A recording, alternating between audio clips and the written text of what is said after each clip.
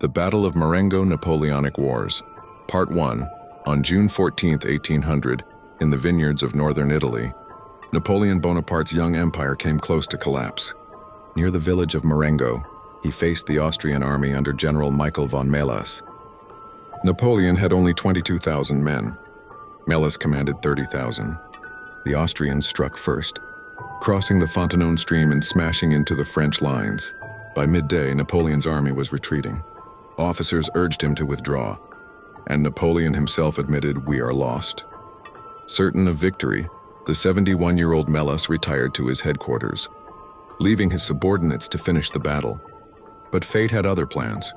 Around 5 o'clock in the evening, General Louis Desire arrived with 6,000 reinforcements.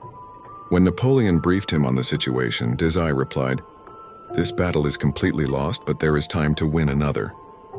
Moments later, he led his division into a desperate counterattack. Desire fell to musket fire and died instantly, but his men pressed on. At the same time, French cavalry under François-Étienne de Kellermann charged into the Austrian flank, scattering their formations. Within an hour, the Austrians who had nearly won were in full retreat. The battle ended with 14,000 Austrian casualties and 6,000 French. Napoleon later admitted, "I have never seen a battlefield so close to disaster."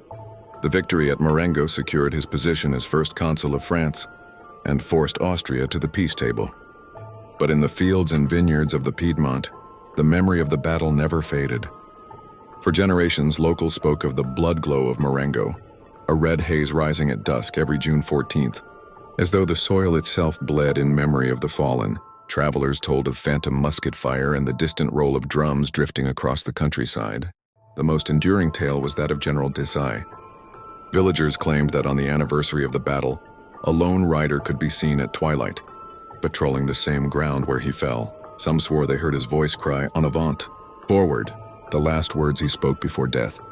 Napoleon won an empire at Marengo, but the land itself kept its ghost, the shadow general forever leading one final charge into the twilight. Like and follow for more haunted stories from the battlefields.